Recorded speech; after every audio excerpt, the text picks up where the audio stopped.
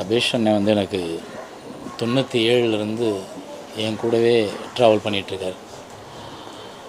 என்னோடய முதல் படத்தில் வந்து கடைசி படங்கள் வரைக்கும் எல்லா படத்தோட ரீரெக்கார்டிங்கும் அவர் இருப்பார், மாயக்கண்ணாடி தவிர. அவரோட ஈடுபாடு, அவர் சினிமா மேலே, அந்த இசை மேலே வச்சுருந்த பக்தி, இசை மேலே வச்சுருந்த ஒரு ஆர்வம், ஆட்டோகிராஃப்லாம் அந்த இன்டர்வல் சீனில் அவரோட வாய்ஸ் ஒன்று இருக்கும், பீரிட்டு கத்தி அழுகிறது மாதிரி. அந்த வாய்ஸ் அவர் தான் பின்னணியில் பாடியிருப்பார்.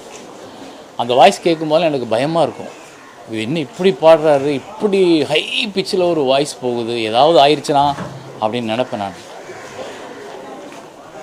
அவங்களோட அண்ணன் தம்பி 5 பேர் அவங்க, அதில் நான் ஒரு ஆள், 6வது ஆள். அப்படி தான் நான் இருந்தேன் அவங்களோட பழகுனது எல்லாத்துலேயுமே. இந்த இழப்பு வந்து அவங்களுக்கு எப்படி அவங்க குடும்பத்தில் ஒரு பெரிய இழப்பாக இருக்கோ அதே மாதிரி தான் எனக்கும் என்னோடய சினிமாவுக்கான இழப்பாக நான் பார்க்குறேன்.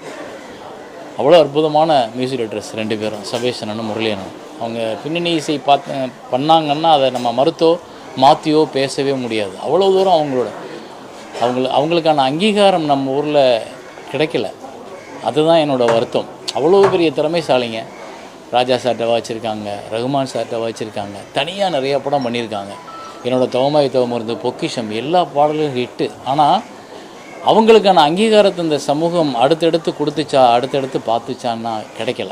ஏன்னா இங்கே வந்து பந்தாவுக்கும் பகட்டுக்கும் அந்த நுனி நாக்கில் ஆங்கிலம் பேசுகிறவங்களுக்குள்ள மரியாதை வந்து சாதாரணமாக இருக்க மக்கள்கிட்டருந்து வர்ற எழுகிற இந்த திறமைக்கு கிடைக்கிறது இல்லை. அதுதான் நான் இப்போ அவரோட முகத்தை பார்க்கும்போது யோசிச்சுட்டே இருந்தேன். எத்தனை வருஷம், ஒரு கிட்டத்தட்ட 35-40 வருஷத்துக்கு மேலே அவங்க சினிமாவில் ட்ராவல் பண்ணியிருப்பாங்க பாருங்கள் கூட்டத்தை. ஆனால் அவரோட ஆன்மா சாந்தி அடையணும். அவங்க வீட்டில் இருக்கவங்க எல்லாருக்கும் என்னுடைய ஆறுதல்கள்.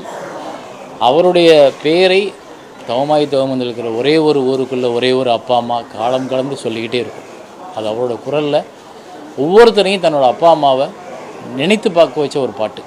ஸோ அவர் காலம் கடந்தாலும், எத்தனை காலம் இருந்தாலும், நாங்கள்லாம் இருந்தாலும் இல்லைனாலும் அவரோட குரல் பதிவாகிக்கிட்டே இருக்கும். தனிப்பட்ட முறையில் இயக்குனர் சேரன் அவர்களுக்கு இசையமைப்பாளர் சபீஷோட முறையில் எவ்வளோ பெரிய